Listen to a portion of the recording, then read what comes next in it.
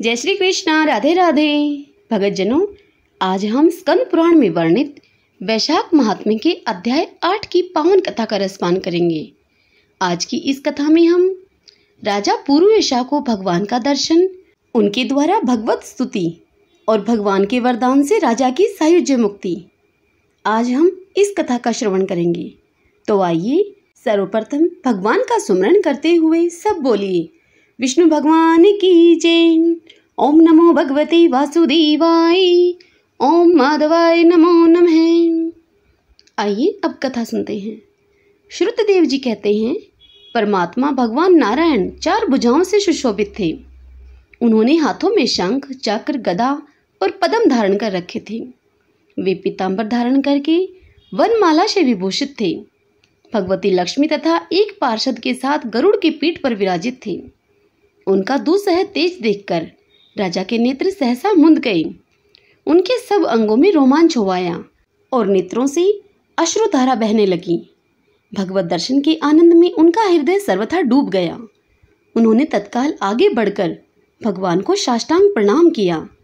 फिर प्रेम विह्वल नेत्रों से विश्वात्मा देव जगदीश्वर श्री हरि को बहुत देर तक निहार कर उनके चरण धोए और फिर उस जल को अपने मस्तक पर धारण किया। उन्हीं चरणों की धोवन रूपा श्री गंगा जी ब्रह्मा जी सहित तीनों लोकों को पवित्र करती हैं। तत्पश्चात राजा ने महान वैभव से बहुमूल्य वस्त्र, आभूषण और चंदन से हार, धूप, दीप और अमृत के समान नैवेद्य के निवेदन आदि से एवं अपने तन, मन, धन और आत्मा का समर्पण करके अद्वितीय पुराण पुरुष भगवान विष्णु का पूजन किया। पूजा के बाद उन्होंने इस प्रकार स्तुति की। राजा बोले, जो निर्गुण निरंजन एवं प्रजापतियों के भी अधीश्वर हैं, ब्रह्मा आदि देवता जिनकी वंदना करते रहते हैं, उन परम पुरुष भगवान श्री हरि को मैं प्रणाम करता हूँ। शरणागतों की पाप राशि का नाश करने वाले आपके चरणारविंदों को परिपक्व योग वाले योगियों ने जो अपने हृदय में धारण किया है, यह उनके लिए बड़े सौभाग्य की बात है। बढ़ी हुई भक्ति के द्वारा अपने अंतःकरण तथा जीव भाव को भी आपके चरणों में ही चढ़ाकर वे योगी जन उन चरणों के चिंतन मात्र से आपके धाम को प्राप्त हुए हैं। विचित्र कर्म करने वाले आप स्वतंत्र परमेश्वर को नमस्कार है। साधु पुरुषों पर अनुग्रह करने वाले आप परमात्मा को प्रणाम हैं। हे प्रभु, आपकी माया से मोहित होकर मैं स्त्री और धन रूपी विषयों में ही भटकता रहा हूँ। अनर्थ में ही मेरी अर्थ दृष्टि हो गई थी। हे प्रभु, हे विश्वमूर्ते, जब जीव पर आप अनंत शक्ति परमेश्वर की कृपा होती है, तभी उसे महापुरुषों का संग प्राप्त होता है, जिससे यह संसार समुद्र गोपद के समान हो जाता है। हे ईश्वर, जब सत्संग मिलता है तभी आप में मन और बुद्धि का अनुराग होता है। मेरा समस्त राज्य तो मुझसे छीन लिया गया था, पर वह भी आपका मुझ पर महान अनुग्रह ही हुआ था। ऐसा मैं मानता हूँ। मैं न तो राज्य को चाहता हूँ, न पुत्र आदि की मैं इच्छा रखता हूँ और न ही कोष की मैं अभिलाषा रखता हूँ। अपितु मुनियों के द्वारा ध्यान करने योग्य जो आपके आराधनीय चरणारविंद हैं, उन्हीं का नित्य सेवन करना चाहता हूँ। हे देवेश्वर, हे जगन्निवास, मुझ पर आप प्रसन्न होइए, जिससे आपके चरण कमलों की स्मृति बराबर बनी रहे तथा स्त्री, पुत्र, खजाना एवं आत्मीय कहे जाने वाले सब पदार्थों में जो मेरी आसक्ति है वह सदा के लिए दूर हो जाए। हे भगवान, मेरा मन सदा आपके चरणारविंदों के चिंतन में ही लगा रहे। मेरी वाणी आपकी दिव्य कथा के निरंतर वर्णन में तत्पर हो। मेरे ये दोनों नेत्र आपके श्री विग्रह के दर्शन में, कान कथा श्रवण में तथा रसना आपके भोग लगाए हुए प्रसाद के आस्वादन में प्रवृत्त हो। हे प्रभु, मेरी नासिका आपके चरण कमलों की तथा आपके भगत जनों के गंध विलेपन आदि की सुगंध लेने में, दोनों हाथ मेरे आपके मंदिर में झाड़ू देने आदि की सेवा में, दोनों पैर आपके तीर्थ और कथा स्थान की यात्रा करने में तथा मस्तक निरंतर आपको प्रणाम करने में संलग्न रहे। मेरी कामना आपकी उत्तम कथा में और बुद्धि अहर्निश आपका चिंतन करने में तत्पर हो।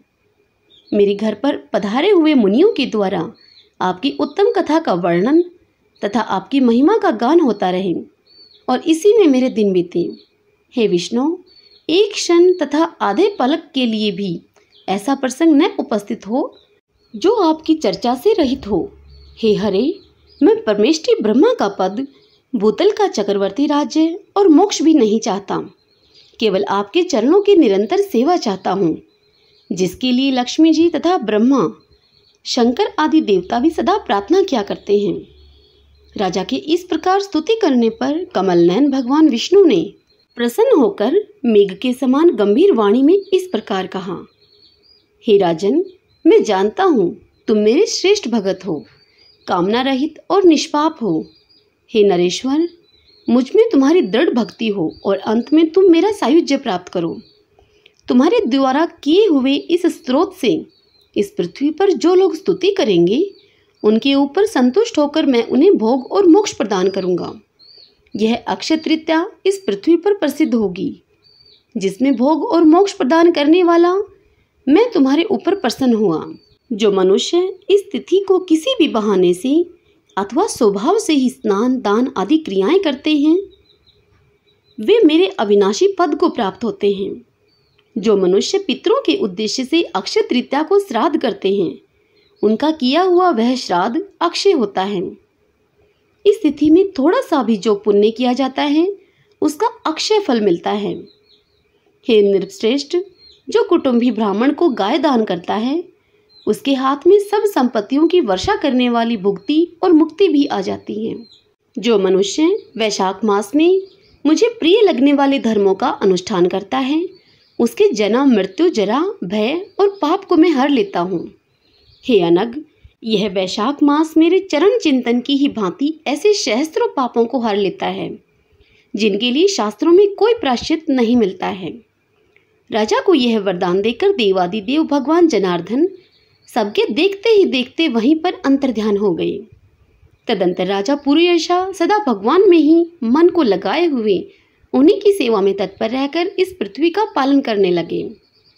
देव दुर्लभ समस्त मनोरथों का उपभोग करके अंत में उन्होंने चक्रधारी भगवान विष्णु का सायुज्य प्राप्त कर लिया। जो इस उत्तम उपाख्यान को सुनते और सुनाते हैं, वे सब पापों से मुक्त होकर भगवान विष्णु के परम पद को प्राप्त होते हैं। हरि ओम तत्सत। भगतजनों, स्कंद पुराण में वर्णित वैशाख महात्म्य की यह कथा यहीं संपूर्ण होती है। इससे आगे की कथा हम कल अगले अध्याय में सुनेंगे।